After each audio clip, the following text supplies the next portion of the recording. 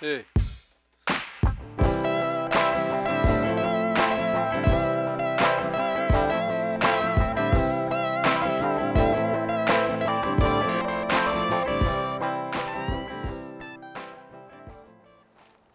Now welcome back to Janky AF. Here we have a 2003 Volkswagen Jetta 1.8T. And before you drive it, there's a couple of things you should know. This side of the car looks absolutely pristine. But this side's rocker panels have almost completely rusted out. More on that later. The ABS light is on, the brakes are squishy, and the last person who drove it told me you have to time when you pull out of a driveway because, in her words, it never really actually stops. When you perform a turn in the vehicle, grip on tight, otherwise you may turn the giant foam steering wheel pad, but not the car itself. Be careful of the headliner falling down on you while driving. These beautiful little night sky diamonds may have beaten Rolls-Royce in the headliner astronomy game by a full 15 years, but they're also sharp. Janky AF. When you lift the hood, ignore the struts and use the handy board provided, which rests permanently on the engine cover when not in use for convenience. The VW logo, which does assist in performing the little trick of opening the hood, is also crooked for no apparent reason. Janky do thanky. And finally, be aware of the rear suspension, as I'm told a good portion of it has begun to rust and rot. After 2 mechanics failed to pass the vehicle, finally the owner was able to get a 3rd mechanic to pass it. His trick? Unlike the other 2, he didn't look underneath the car.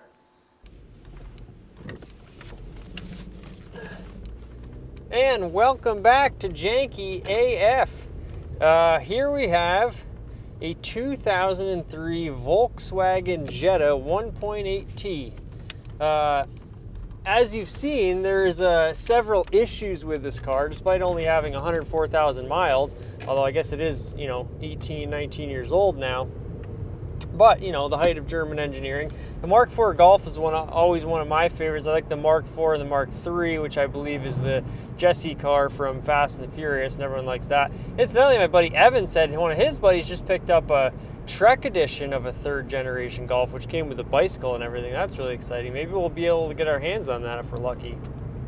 But I always thought Volkswagen had weird names, and the Jetta apparently comes from the jet stream or trade winds. This according to Wikipedia, and the Boro is how it was sold in Europe, because that was like sort of a more, Adriatic Sea wind, and then you had the Scirocco, or however you pronounce that little funky little wannabe DeLorean 2-door that they made.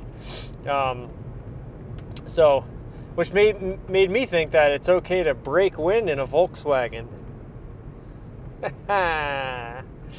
So we have this beautiful Jetta. Now, the owner, Walter, and Janky do thanky to him, said, be careful, because if you point this thing in a straight line and hit the gas, it'll spool up and go. And so far, I've found that to be correct. It's got some pretty crazy turbo lag. We'll see here. Oh boy, it gets up there. It does get up there pretty quick. It's pretty impressive. The turbo lag is so funny, and it's in here for sure. But this thing goes. I think the turbo made about 200 horsepower out of a 4-cylinder engine. Now I believe this also came with the VR6 motor, which is that funky little weird, real tight knit V6. You look up more on the VR6 engine if you want.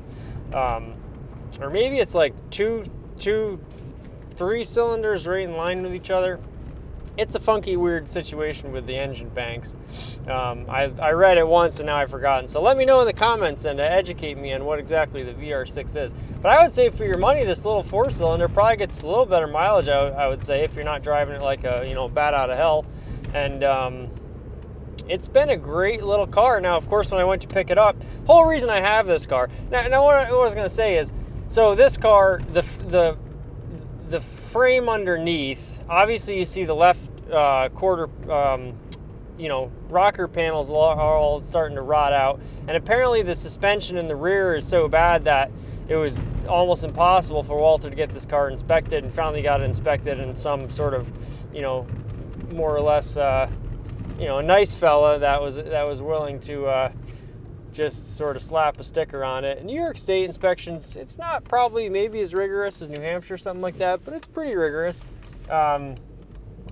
So this car is essentially a ticking time bomb, and that's why none of the other issues have really gotten fixed. Like the ABS light is on, it still comes to a stop, but you know, the brakes are pretty squishy. You want to, you know, it's one of those cars where you want to really pay attention to who's in front of you, because if you do have to stop, it might take a little while. You know, the headliner's falling down, you got some rust issues, you got some brake issues.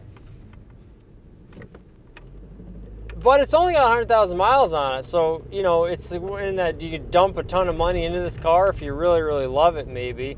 But essentially, once July's up, it's going to fail inspection. And you certainly, the person who was driving this before me, it was also a loaner to her, the great Jack, and she was saying, like, you know, you got to be careful when you're pulling out because the brakes are real squishy and they don't stop. And she's like, also randomly, we were just driving to pick up another car, and the car just died on me on the road while I was driving. It started up again, drove a little bit, died again, started up again, drove a little bit, died again. So, you know, not a bastion of or any sort of trophies going to be given out to, you know, reliability or you know, a confidence in this car. So why is it a great car? Well, there's a Maserati Quattroporte and there's a Porsche Cayman right there. Oh, folks are cruising out Main Street. Spring's almost here. So why is this a great car? Well, it's a great car, like so many cars, because of circumstance. Now, my girlfriend was going down to the Hudson Valley this weekend. She's got a great Subaru Forester. Day before she's supposed to go down, her friend just had a baby, all that. Check engine light not only comes on, but is coming on and blinking, which is janky, no thanky. I mean, that's usually an indication of a serious issue. So it's like, well, what are we going to do? I still got to work, and I want to have a car for the weekend. I don't really want to take the Buick out, which is where we're going to see right now, by the way, because I try not to drive that thing in the winter. So I call up Walter and say, hey, Walter, you still got that Volkswagen lying around? And I've always kind of wanted to drive this car anyway, so that kind of worked out. But he said, yeah, so we go over, it starts right up. Now, I came over the next day and it didn't start because I think the battery's real weak, because not thinking he was going to be driving this thing for a long time, he bought the, you know, cheap Walmart battery, which is now about 3 years old.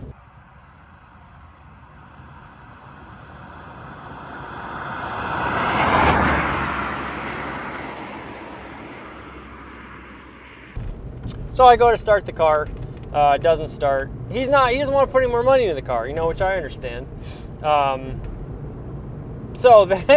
So I took my parents, now they only have electric cars, which means you can't jump start a normal car. So I take their car for the day, it's a Nissan Leaf. And then I go see my buddy Carl, and he's got a great little green, like 2014 Ford Focus, which I eventually want to review too. This like weird lime puke green. It's real cute little grandma car, only 50,000 miles on it. So the great Carl brings me over to Walter's. We go to Walter's, we jump start this car, starts right up pretty easily. Didn't need much, it was close, you know. And then drove it back last night, and today fired right up just fine. And now we're gonna take it for a little drive. So we're winding through some beautiful backcountry roads here.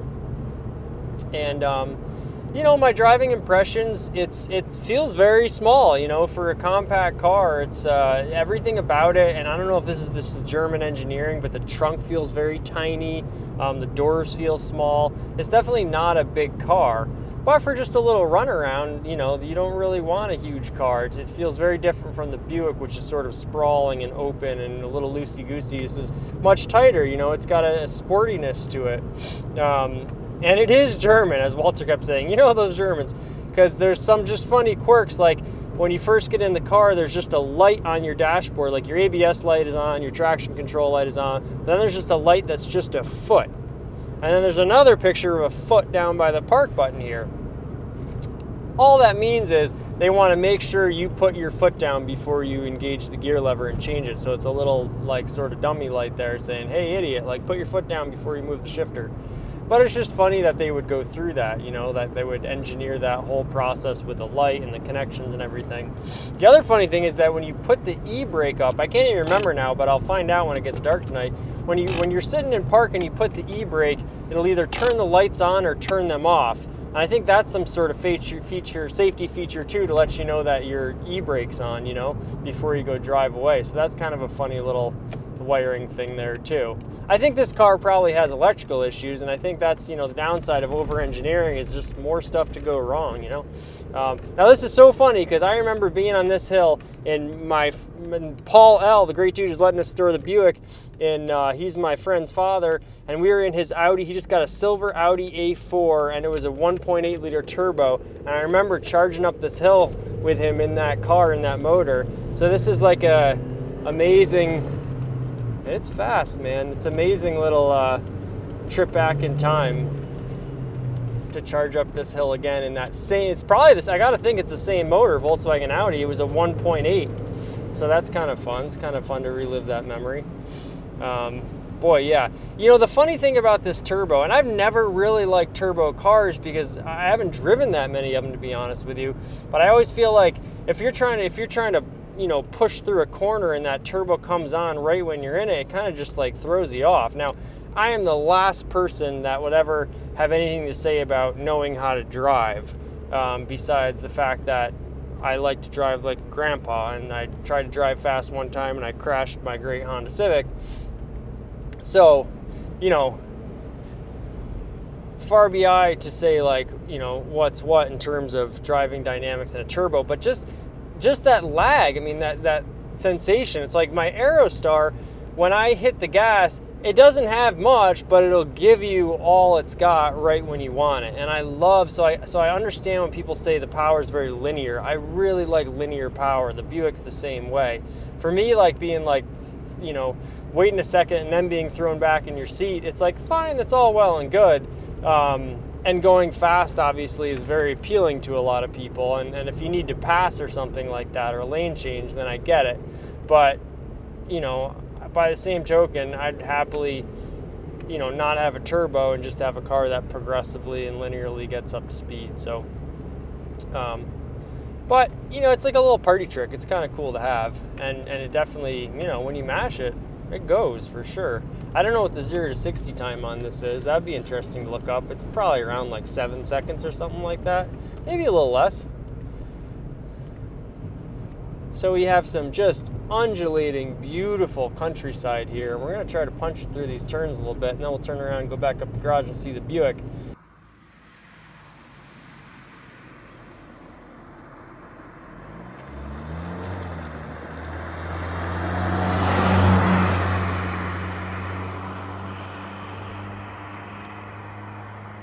But yeah, what a great car this is. You know, like, even if it's, oh, I see a pedestrian down here. I try not to drive like an a-hole, you know. Whenever I'm seeing a pedestrian come at me, I'll always drive into the complete opposite side of the road, so long as there's not a car coming, and try to get out of their way. Because, you know, if I've ever been on the side of the road walking and a car comes bombing down the street, you're just in a vulnerable, dangerous position, you know. Like I said, I'm a grandpa, but, you know, someone's got to be.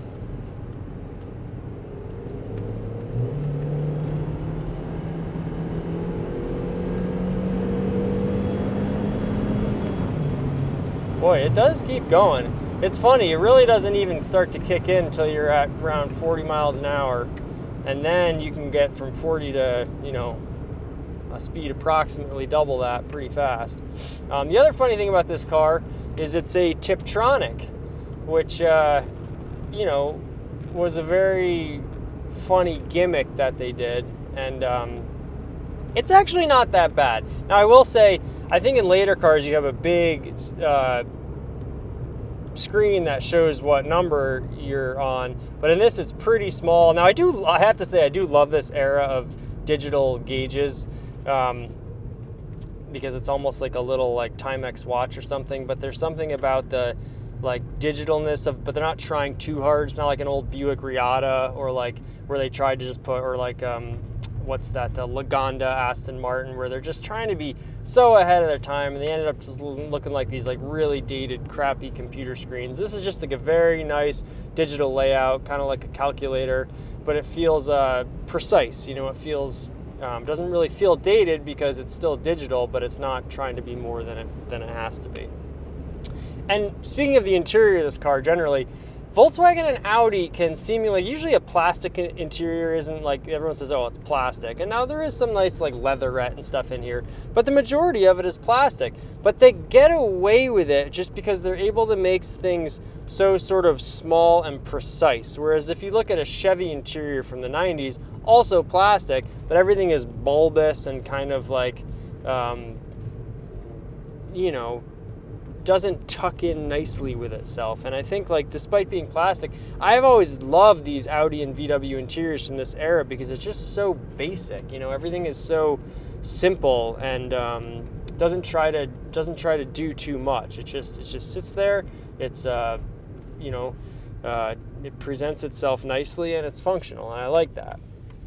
I do also love this interior for one reason, because it reminds me of a lot of these European car companies from the 90s, and even like some of the weird companies that we didn't get too much of, like Citroën and even Peugeot, Alfa Romeo. People forget a lot of those brands were still around in the US, or being imported somehow, very jankily, well into the 90s, at least into the, you know, early and mid 90s.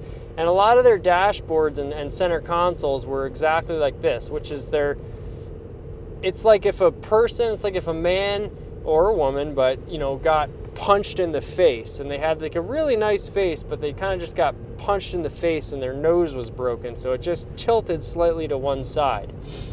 Now, how that would be advertised would probably be, oh, it's driver oriented. That's what they say, driver oriented, but really it looks like someone just got punched in the face.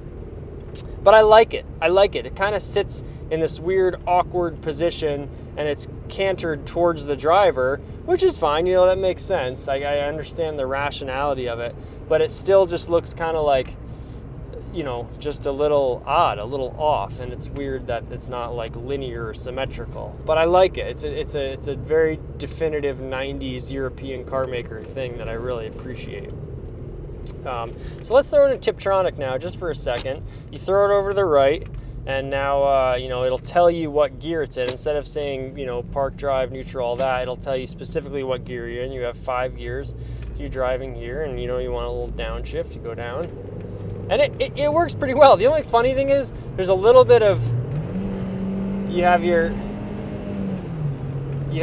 shift lag in addition to your turbo lag. So you have this like two laggy things, and they're kind of like not really synced up with each other.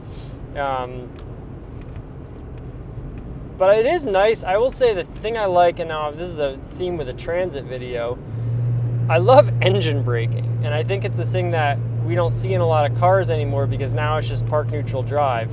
And the Tiptronic, I have to say, is really nice for engine braking, because you don't have to modulate the throttle or the brake at all. You just throw it into whatever gear you want, and then actually, I was coming down a big hill earlier in this car, and this engine brakes really well. It'll only go up to like 3,000 RPM, and it'll just hold right there and just bring you down the hill slowly. So I think more than acceleration, I think actually if you're just going to want to accelerate fast, just put it into automatic and mash the gas. But for downshifting, I find that it's quite fun, actually. You know, yeah, there's not a clutch pedal, it's not really a manual, but it has its purpose. It can be kind of a little fun to play with, especially when you're driving through the hills here and whatnot, you know.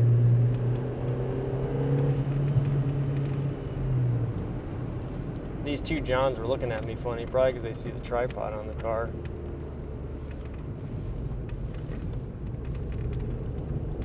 Now we're in fourth, pop down to third. It makes all the right noises, I'll say that. It's got a nice little whirl to it. Poor fella's there. Hopefully he's got some help.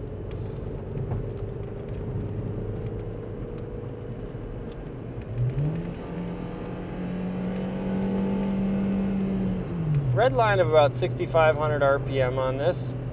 And yeah, when you're up there, you feel like that's enough.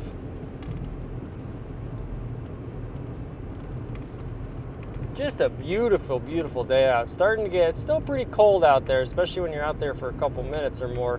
But the sun is just beaming in and it feels wonderful. And it's a real nice day to take a cruise. So we're actually going up to see the Buick, my 1995 Buick LeSabre, which has been featured on this channel quite a bit. The inner door jambs, the paint codes were all bleached out by the sun, but I found out there's another paint code in the trunk, so I'm going to check that trunk, see if I can get the paint code, get some paint, do some touch-ups. Also, I want to play with painting the headliner. And then we got some vintage plates, and I got some vintage plates. It was a whole saga, but I got a new set of historical vintage plates. So go ahead and check out those videos if you'd like on Janky AF. More of some long-term projects as opposed to these little short-term reviews. And we're gonna plow up this driveway here. You know, one thing I love about German cars and European cars, and specifically Germans and Volkswagens and Audis always seem to do this well. It's just like, you know, you go to shut the door and there's just this solid thud. You know, even Hondas and you know, Toyotas, yeah, they're made well and they're going to be reliable, but the Germans just have this, you know, heavy duty, almost, you know, over-engineered quality to them. And I don't know why, but it's so satisfying to just, like a piece of chocolate after dinner, you know, it's like you shut that door, you don't have to shut it hard, and it just closes tight like a vacuum, like you feel like you're driving underwater or something like that. So thank you very much to Walter for letting me borrow his little car and saving my weekend. And you know, even a car that's about to fall apart is still a great car. This is a great car. It's afforded me all these opportunities this weekend. It's kept me mobile, and we'll see if it's able to hang on and pass inspection. But if not, it's helped a lot of people. At least, you know, one other person drove this car all summer when she needed to get to work and back. I always tell the virtues of having an extra car. You never know when it's going to come in handy. And there you have it, a 2003 Volkswagen Jetta 1.8T. This is Janky AF. If you want to like or dislike or comment or tell me I'm a, you know, idiot who doesn't know anything about cars, or give it a thumbs up or subscribe to the channel to see more of these type of videos, we'd really, really appreciate it. It's a cliche, but it really helps us out. And it's a free thing that takes about 2 seconds to do. So if you would do that, please, it'd be greatly appreciated. And this is Janky AF. Janky do Thanky.